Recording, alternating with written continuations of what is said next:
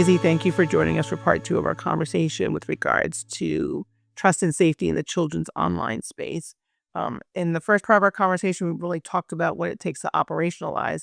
Now I want to talk about kind of the global and regulatory shifts that we're seeing and both the legal and ethical challenges that companies are having. So um, outside the US, you have in the UK in particular, the OSA, the Online Safety Act in the UK, and you have the Digital Services Act in the EU that are both now in effect. Mhm. So how is ModSquad helping clients meet these new regulatory expectations? Yeah, it's interesting. So one, just for the moderation, because they both require moderation, right? Mhm. The O No, I the wanna I wanna pause you there though, right? Because aren't a lot of laws around the world that require moderation. I think that that's huge to note, right? That's an unusual thing. what is it? Section 230, is that the one Right, that protects exactly. business? That's the one Okay. in the US, yes. That's Yeah. the for a long time, it was COPPA versus Section 230, Right, right? And exactly. in the United States was gold standard because COPPA was the most robust Right. approach to having some sort of need for moderation. It wasn't Mhm. explicitly Right. written because, again, it was a marketing law to start, Mhm. but Mhm. it was the only one that required some level of thought process about the type of content being shared and stored within your network Right. regarding privacy and access. Right. Um, so if US was gold standard, out comes the approach from Europe and Mhm. the United Kingdom. We Mhm. know we know Australia's been hot on this for Right. years. I wanna say Australia and New Zealand, Mhm. France, they're all been debating and trying to figure out how to apply law to moderation and safety, etcetera, and now we have 2 very large pieces of, regulation. Uh when it comes to actual moderation of the site, and the reason I know I brought up 230. The reason why I brought up Section 230 is for a long time businesses were like, "Well, if this stuff happens on our site and we do best efforts to remove it," and the best efforts was the application of a concept of moderation, right? If we found it, if we knew it was there, we would do best efforts to remove it, and as long as we did best efforts as a company, we're protected. So it was like this kind of double-edged sword around online safety and moderation. Mhm. um, and then COPPA kind of built on top of that to build more impact. But now with the OSA, the Online Safety Act, and the DSA, the Digital Safety Act, they explicitly call out the need for moderation, the expectation of moderation, and there's still language, particularly in the DSA, around reasonable removal. Mhm. Um, the OSA, I would say, is almost now, in a certain point of view, gold standard. And I say certain point of view because it takes into mind the what moderation is, which was a lot of the complaints or the confusion in my industry when the DSA was announced and came out. They kind of talked about it, but they never said what explicitly needs to go through moderation outside of illegal harms, right? Uh-huh. Whereas in the OSA in the UK, they're much more explicit about it.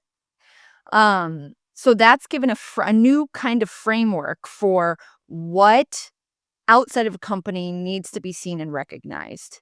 The OSA and DSA, their moderation, both pieces of regulation require reporting on a regular basis, Uh-huh. and that reporting is how many times did you have appeals on moderation actions? What kind of moderation actions? How many legal? So they've got a lot of really explicit data they're looking to collect Uh-huh. to ensure regulation, which, comes to, yeah, we've helped a lot of companies, quote, fix their moderation, get into the moderation. I've also come into having to unpack and repack moderation programs, which I love to do, but it's been an interesting outcome where we had clients who are coming in only looking for moderation for the explicit content, the illegal harms, Okay. etc. Right. And it's like, okay, no, no, no, no. Yes, we need to capture this stuff. But it's much more like there's more complexity and stages of severity within these high level concepts.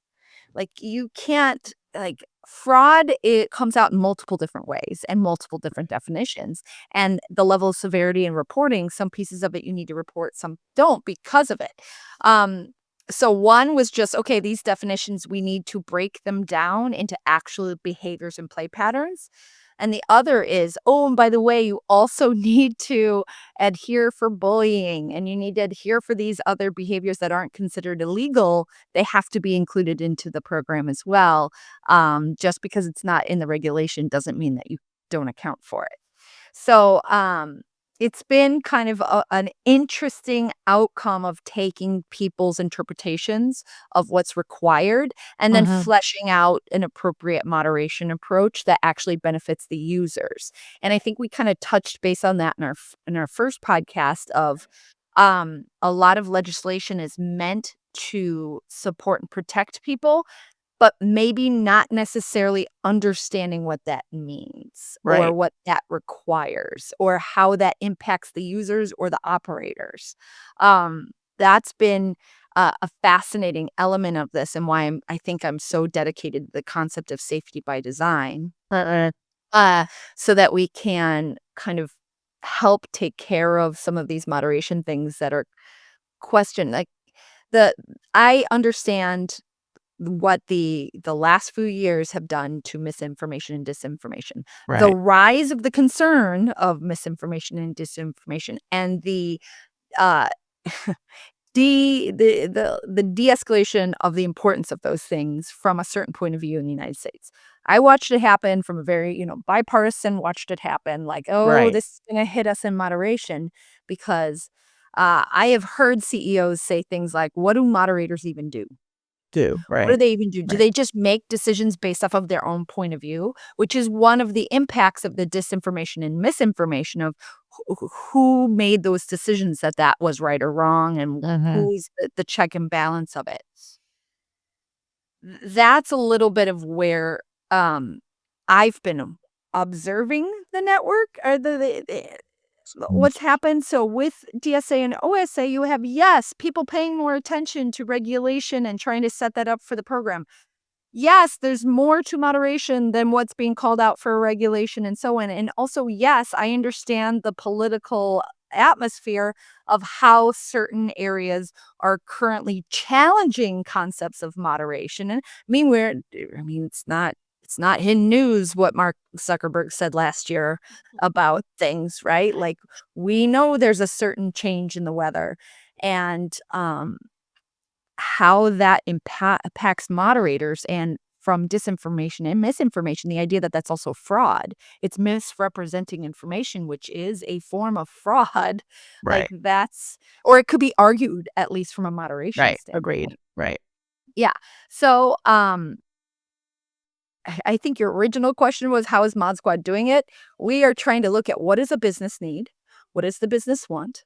What is the regulation? What are their community needs? What is the intent of the experience? And then building a moderation program that takes all of these things thoughtfully in hand to create not only a moderator program, but also a behavior management, because that's what moderation is. It's Uh-huh. identifying the bad and supporting the good.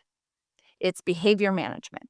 It's going in and making sure that we are identifying the right experience for people, for business, for community, for success on all counts, and helping to usher it in that direction. I saw a great article today. Oh man, I've reshared it on LinkedIn about the fear of trust and safety professionals talking currently in this very interesting landscape.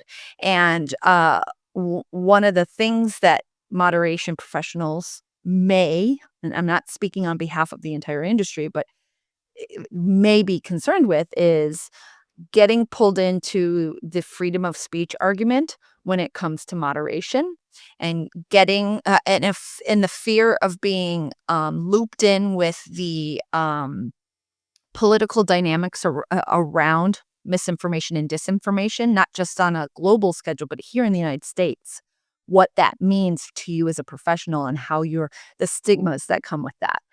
It's a tricky environment Mhm. to navigate right now. Every state has its own perspective. The United Right. States seems a little bit conflicted with its own self. It's Mhm. definitely many high range, enterprise level corporations have openly come out and said they're at odds with a lot of what Europe's deciding, and Mhm. the whole of the world is very focused on um not the core of what moderation is and the core of user experience for product, but how it impacts the greater good or global society, I suppose. And that's been a really weird piece to live in everything that's happening in the last 2 to 3 years. Right. Right. No, I think the global debate about how to protect children, there's so Mhm. many inconsistencies across the world about how to do this and what it should look like in the real world. And Yeah. what we all agree that it's something that needs to be done. We just don't agree on how to do it. And you actually kind of teed up my next question for you, which is like, how can platforms balance freedom of expression with children, with child protection in content moderation? Is that something that needs to be considered, the freedom of expression with children? I like to talk to my clients about what's your intent here? Are you looking for an inclusive environment? Do you have a particular perspective you're looking to drive? Because at the end of the day, the governance of their experience, the moderation needs to be built off their privacy policy, their Mhm. terms of service, which often has a very a very legal way of saying community rules and guidelines, right? And also, what is their project stand or what is their product stance? From anything from stance on pronouns to how they want to talk about misinformation and disinformation, what their temperance is. And do they want to pay attention? Are they geolocating themselves out of the rest of the world? Are they banning against certain states that may have certain regulations that they disagree with? We're going Mhm. to have those awkward and slightly uncomfortable conversations. In the old days, it was easy. I'd be like, what's your terms of service? What's your Right. privacy policy?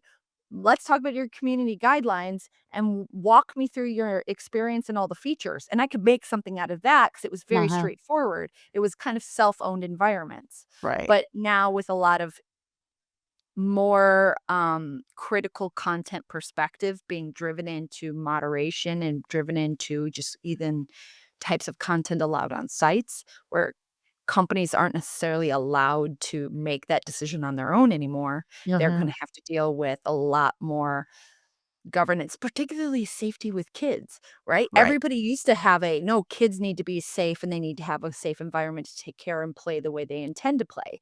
And now there's more critical viewpoints on what type of play is appropriate for people, and they're very two opposing concepts of that, right? There's Mhm. some people who are okay with identity play. There's some people who are okay with having much more inclusive, broad level environments, and then there's some people who are trying to drive much more of a tailored vision of what a youth experience should or could be. Mhm. So you And did yeah. again, you hinted at my next question, which is, are companies are they geofencing? Are they saying, okay, I know that the UK and the EU have created a standard, a pretty high bar for us Yeah. to meet, right? Um, So do I do that across everything I'm doing if I'm a global platform? Do I apply that standard everywhere, or do I just do it in the UK? Do I just do it in parts of the EU where I have to? Or are they really thinking about, you know what, let's just do this across the board, or is it too difficult to do it? Right. For us, I think also just based off of working with ModSquad, we do want people to operate legally because it impacts. There's a Right. lot of kind of changed to different pieces of legislation and different, international regulation, which does put a little bit of bonus back with us as well. So, we're always driving our clients to that perspective of kind of global reality. But I mean, I've talked to clients who are like, hey, listen, I know this piece of legislation is on the docket for this state. It hasn't come out yet. We're watching it. We're going to move forward. But if they intend to do this, we're unfortunately going to have to block them out. So Mm-mm. people are talking about it hypothetically, but I haven't seen anybody really do it yet. Do it. Right. Um, but again, it's this is a strange year, and every year I'm like, "Oh, it's a strange year." No, this is a strange year specifically for our area of business because there's a lot of super opposing, um, laws and, again, regulation, and none of it has necessarily resulted in action yet, Mhm. meaning we're not seeing fines and we're not seeing people get called out yet, and it reminds me of COPPA. It reminds me of, like, 2008 COPPA, where people were like, "Oh, you have to do these things in COPPA to be safe compliant," and we knew people weren't doing it, and a lot of companies were just setting money aside for if someone Right. actually sued or levied fines against them, and it did happen, and we That's right. saw the industry take a hit, and I know that I'm not 100% correct on this, but from my personal opinion, being deeply embedded in the industry in 2010 to 2013, the impact and cost and kind of in some cases incorrect setup of a lot of sites and how that impacted COPPA and fines and people being concerned about cost of operations. When apps came out and it became very easy for people to create accounts as adults and give their phone to a child, Right. that kinda made a lot it was pretty smooth for all of those virtual worlds to disappear and just make apps and not have to deal with a lot of this stuff anymore because Mhm. parents have the phone, right? Um, so I'm kind of last year I was at TrustCon, I was walking around having palpitations. So this feels like 2012 again. This feels like right after COPPA updates came out in 2012 and then 2013, everybody in the industry that targeted kids with really great dynamic experiences all folded or went to apps. And I last year was really nervous about the cost of operation. This year, I'm not because I think that the impacts and sophistication of interaction online between children and adults, etc., has grown. It's more foundational. People like it's just exploding in comparison to 10, 15 years ago. We see more complex behaviors now. We see more complex concerns and issues coming up, and we see a higher expectation of fixing that. I mean, remember when Demi Moore and Ashton Kutcher got called out because somebody was going to commit suicide on Right. Twitter and told them and they didn't do anything about it and it was Right. all over the news? Well, Right. well-being is a hot topic. People are accountable to do the right thing. And so that is now embedded into culture, it's embedded into companies and embedded into processes where 10 years ago it was like, what are they gonna do? You know? Right. Right. Yeah. It wasn't even a The so consideration. Yeah. yeah, the sophistication, companies are approaching it as they should. I see a lot of hesitation from companies on going too far down the line on decision making around moderation outside of Mhm. doing the right thing. Mhm. Um, the next, I want to say, with our current Congress is in place for what, another year or two? And then there's going to be a whole new batch of people. So who knows what's going to happen with that piece of law? And then we know individual states. There's going to be something's got to give because you can't have the United States as juggernaut as are in commercial, like in how much money we bring to digital platforms and then us having this internal conflict from state by state to overall government and even overall government against itself. Right. Something's going to have to give. And who's going to benefit and who's going to fail in that? And that's the part that I'm most worried about. And thank goodness going to TrustCon is such a great Mhm. breath of fresh air because everyone there is in the industry and everyone there is seeing and trying to figure out how to do the right thing. And of course, there's always going to be people there who are saying, "Oh, we are doing the right thing." And you're like, "Yeah, I Right. know you. I see you." But you're Right. amongst other people who are nudging you and being like, "I see them too. We're all quite aware, you know?" So I think we're on the same page when I ask, whether or not you think companies are truly prepared for this next wave of legal accountability, right? And it sounds like they're probably not yet prepared, but possibly thinking about it.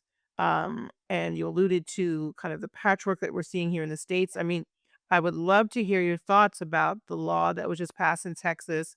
It's being replicated in other states with regards to putting the onus of age verification on the app stores. And how does that translate? What does that mean for, the app developer? What does that mean? And here's the thing that I'm very confused about, which is who really is the responsible party here? Because it's not clearly defined, at least in the Texas law, which is the app developer is not always the company No, you're right. that owns the product, and Or the who is data. getting the data, who's Yeah. holding on to the data, all that sort of stuff. But I mean, would love to hear your thoughts if you want to share your thoughts on that. Yeah, it's funny. Again, it goes back to people making decisions about things they don't really know or understand, but trying to push forward laws based off of kind of backseat driving. Yeah, it's so fascinating to me. And I know there's a lot of people in certain lawmakers, offices who do certain amount of research here. And I just like it's just hard to understand when you're not in the belly of the beast. I don't know. Right. But like I want to say this comes from a good place. This accountability, trying to find Right. somebody to hold accountable. I love accountability. I love Mhm. intention. Right. Um, but the idea that an app builder, I mean, they are the start of the funnel, right? If they're the ones, somebody came to them with a design. That's typically the either the request for a design or they came with a design of a product. Right. And then they're literally just building it.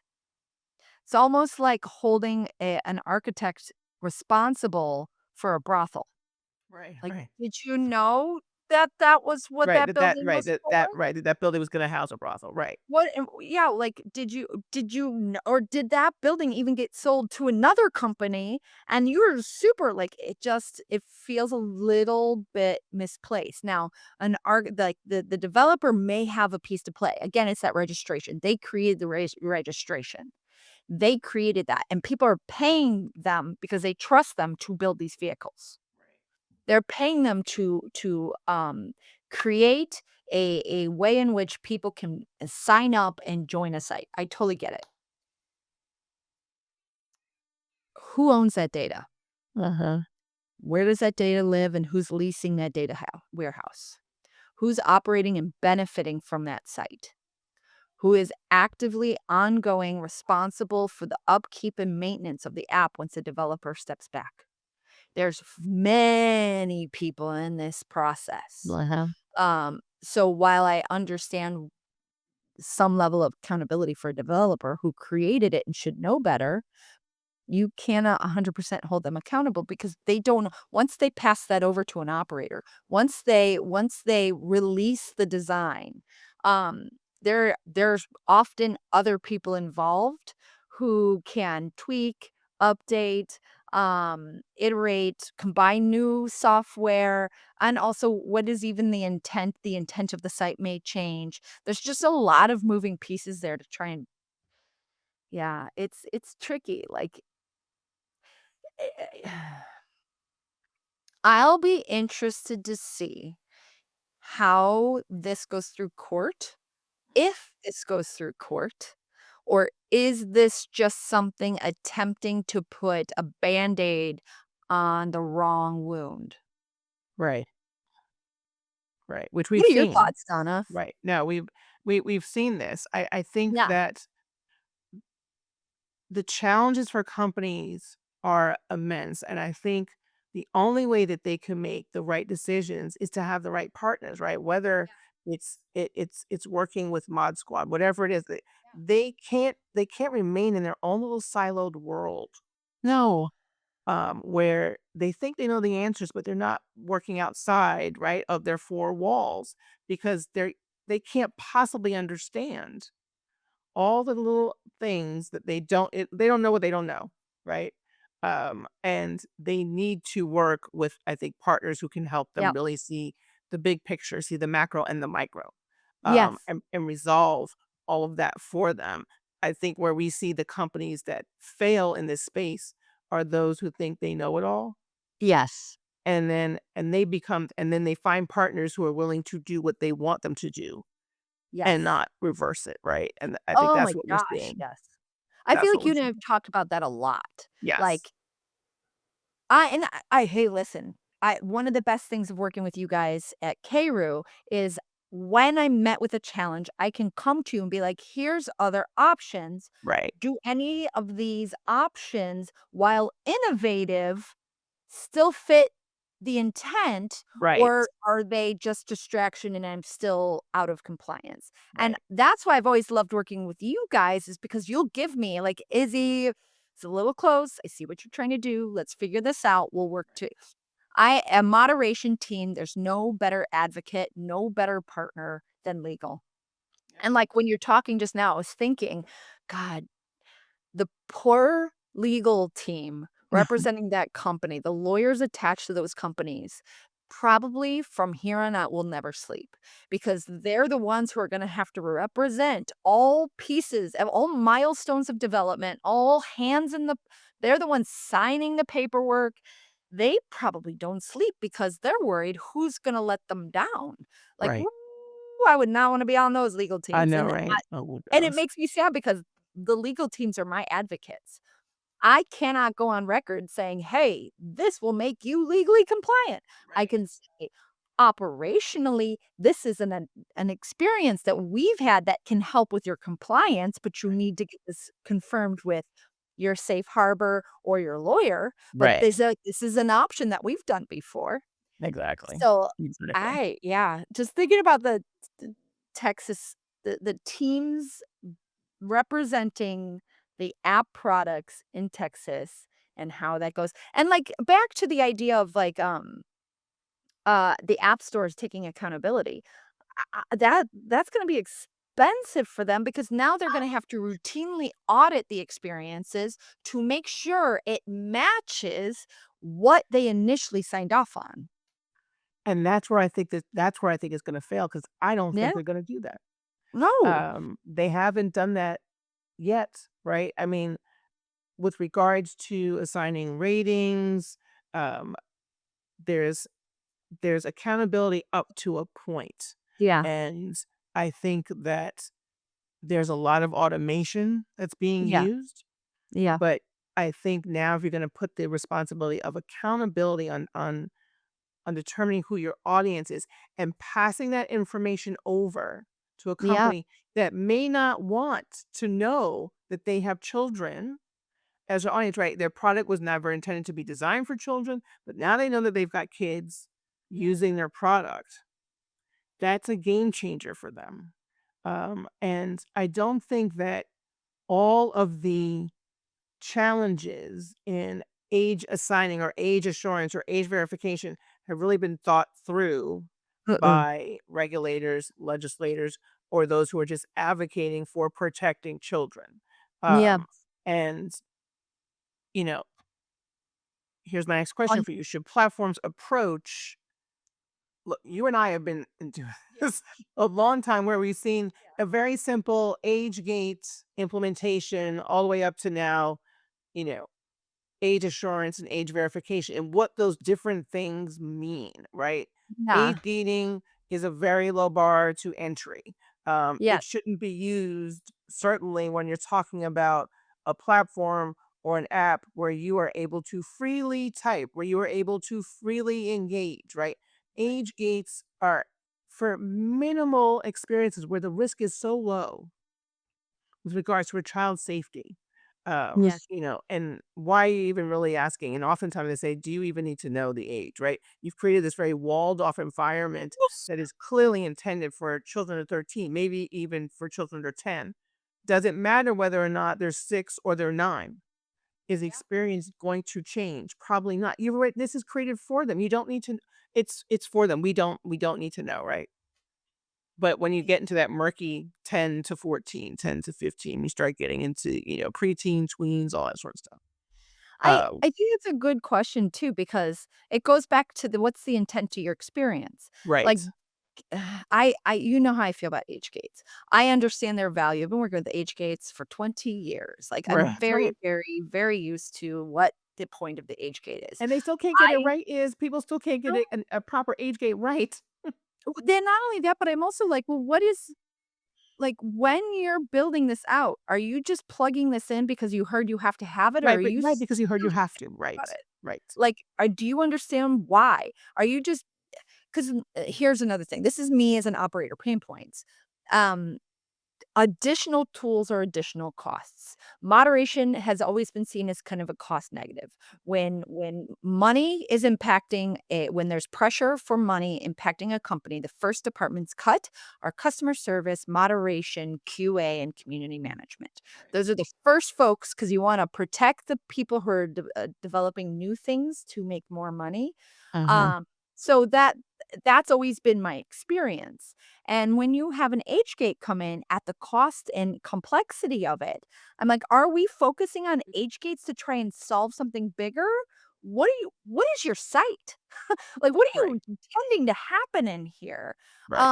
And now I say that, and I also look at the flip side, which is uh the OSA and DSA, especially the OSA, where they're like, oh no, there's an age difference between 18 and 16. And you have to have appropriate content for appropriate behaviors. So if you have something like a social network and you have some sort of alcohol, well, alcohol should not be seen by these people. It should not be engaged by these people. You have to cut them out of that content. So now we're getting into this like ratings based access to content where Right. it the whole thing comes back to where I have to go back, what is this client? What is their intent? What are their play patterns? Why is it complex? Make all of those decisions before I look at an age gate to understand what am I trying to do with this age? What is the realistic approach to this age gate? Is it Uh-huh. just to make sure I'm identifying children so I loop in their parents? Is it just to make sure that I'm credit card approval or going through some sort of uh, uh, um, safe harbor, not safe harbor, but, not age gate, parental verification. Right. Am Right. I trying to Verification. go Right. through or am I blocking people with a high gate so that once they get through the door, they can do whatever they want? Like, what am I trying to do here? Uh-huh. And how people are talking about age gates as this, like, single source solution to everything brings me into an uncomfortable state because I, A, understand the cost impacts of age gates. Uh-huh. B, understand there's a lot of data. What are you doing with that data? Right. What is that age gate company doing with that data? What do Uh-huh. you need out of that data that you can't get? And you're gonna have to double ask for information in order. There's just some complexities in there, and I realize that a lot of people are really building smooth processes on how to deal this. We've done that for clients too, but it's not an out of the box solution Right.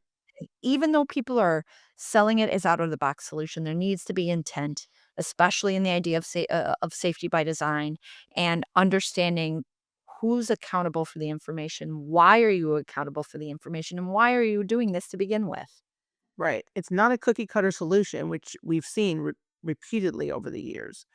Yeah. Um, a small app developer will look at what some of the big guys are doing and just replicate it, Oh, including yeah. their terms of service and their privacy policy, right? And they'll just cut and paste, and it doesn't work. Alternatively, it also doesn't work if you think that the bar is so high that you need to do all of this, right? Maybe you don't need to do all of this, right? And again, this goes back to having conversations with informed and educated partners who can really help you figure out what questions you need to ask and how to answer those questions. Yeah. I think that the conversation about and the laws that we're seeing now come out with regards to requiring age assurance, age Mhm. verification, knowing exactly who your audience is, works in some instances, not in all instances. Yeah, And that's the point, isn't it? how do you deal with that, right? And okay, now I know who my audience is. The next question is, what do I do about content moderation? Because I think once you've decided that I need to know who my audience is, now you need to now, especially if you're dealing with under 18, under 16, under 13, Yeah. whatever it is, now you've got to build in trust and safety that you don't have an Oh, option. It's not no. optional. It's not No, and it's optional. also not a great product, and I think that's the other Right. piece too, is you're there to build a great experience, and if people are being inundated with behaviors that challenge what a good experience looks like, you're gonna lose customers, and when you lose customers, you have a lame product. Nobody wants to go to a party that has 3 people attending. Like, you have if you wanna have a successful environment, you have to make sure the people you intend to be in your environment are successful in themselves. Um, and if you make that and that goes back to what is the intention? What is your audience? Who are you talking to? Do they have to know their ages? This is Right. why I love games.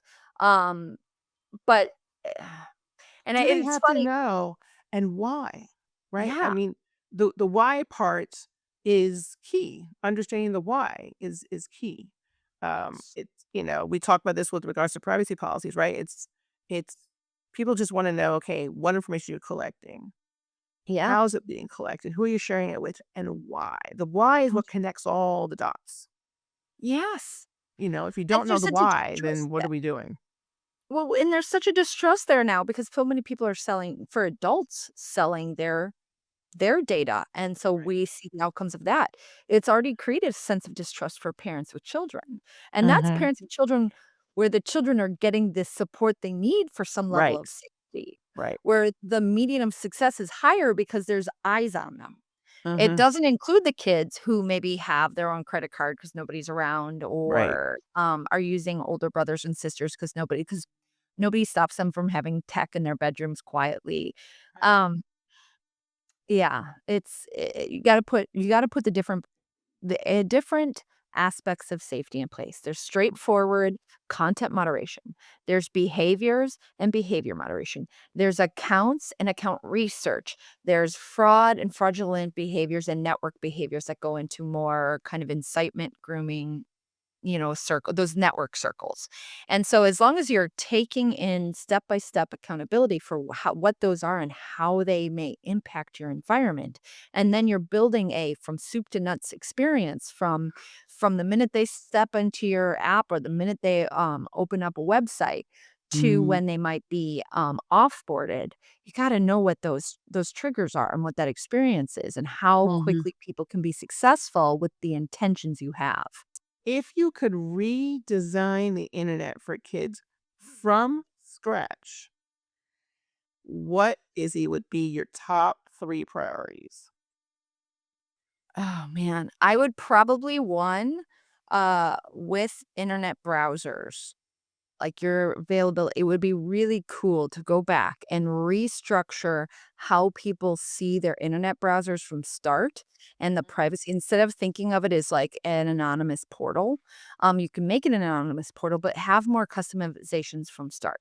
So if you're a parent, you can like have easy to go tools that make your internet browser from scratch or even just how you access the internet Uh-huh. streamlined so you could build out accounts for your kid, you have accounts for yourself, and there is a very kind of gradual growth of access and availability where it's built into the system and kids may be aware of it, but it's part of the in education from start. Like, here's your experience and you're on this. Similar to how Amazon tablets work for kids. So when you Right. get your Amazon tablet, you could say my child is 0 and it congregates content and gives access based off of parents' allowance and age appropriateness as they go. right? Well, yeah. Or you could be like, I'm a parent, this is my browser, and I will set anonymous standards as much as I possibly can, a la like DuckDuckGoose. Or what is that? Is it DuckDuckGoose? I can't remember. But like Yes. build a platform just from Mhm. inception of how you access the internet in a way that fits you as an individual with customizations and approvals. Put the power back in the person.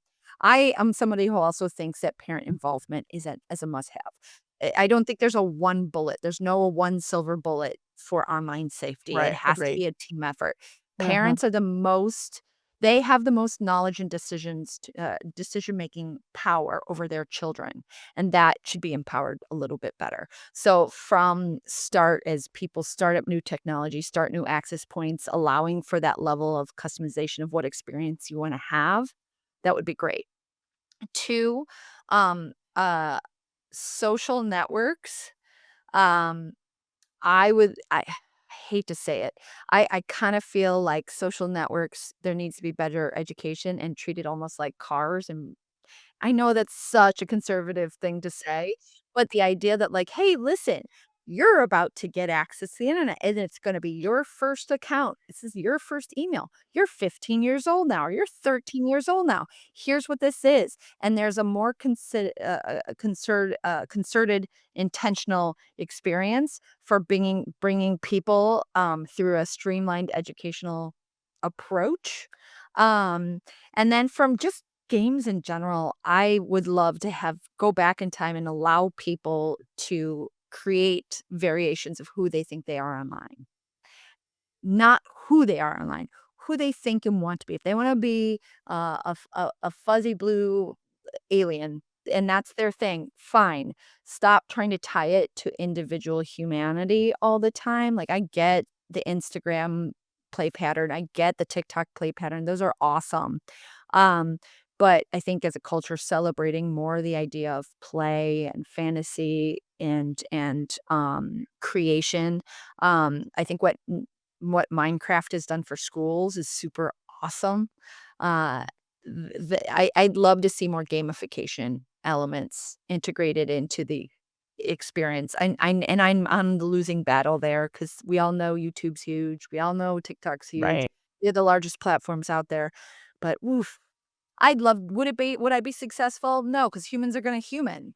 But if you can at least build an approach that is a gradual release of information and access that you can build customizations and build empowerment to from go, that would be lovely. 'Cause I think people need to take a little bit more accountability, but I also think platforms need to share. It's a sharing process, no silver bullet, That's right. particularly for children. That's right. That's right. If we never learned anything before, we know that to be true. We know that for sure. Yeah. Um, I would go back in time because, like, I would go back in time, and I would somehow re-empower virtual worlds to continue, and I harp and I love virtuals, and I don't think anybody who didn't exist in that time frame will understand why. But the creativity, the like, when virtual VMK went away, Disney's VMK, Virtual Magic Kingdom went away, mhm. all of these children that were on the spectrum for a variety of reasons came out of the woodwork because it had empowered them to have a voice where they didn't previously have a voice. Right. And that to me was like, okay, there's gold in here for people to achieve dreams, to find empowerment, to give themselves superhero abilities. And that came out in games. And we see it all the time where investment in creation, investment in development and creativity, all of those are impactful, empowering things for youth. And even Club Penguin, they made nail spas out of dog bowls and lamps, right? That was phenomenal. Those play patterns, people were able to socially play like it's the playground, but in their own homes, in their own time. I miss that. Animal Jam, all of the even though Animal Jam is still an app, but It is. I like to see those activities and that emphasis on play as opposed to emphasis on identity, Right. emphasis on Right. play, not That's right. emphasis on identity. That's right. That's right. I think that's probably one of the biggest takeaways that you could share with our listeners today. So, Izzy, thank you Yeah. for sitting with me for a couple of hours and talking through the stuff that we talk about behind the scenes all the time. Oh, yeah. But I think that the insights that you've been able to share with companies today about trust and safety, especially in the kid space, are invaluable, as I knew that they always would be, as they always have been. You've been doing this for a really long time. We will include some resources, um, including some links to what you've been blogging about, and links to ModSquad in our resource section. So please Awesome. go there. And thank you all for listening to us today. Thank you, Izzy, for joining us. And as always, if you missed any of our previous episodes, you can check them out at accountabilitystudios.org, Apple Podcasts, Spotify, wherever you find your podcasts. And please be sure to leave us a review and let us know what you'd like for us to talk about next.